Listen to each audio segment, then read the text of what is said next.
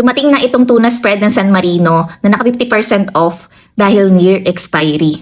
Nakuha ko siya ng 13 pesos at free shipping na rin, bali dalawa yung kinuha ko. Okay din na kumuha ng mga ganitong item lalo na kung i-consume nyo kaagad. 85 grams na ang laman niya at ang expiration niya is July 5. So tara, itry na natin.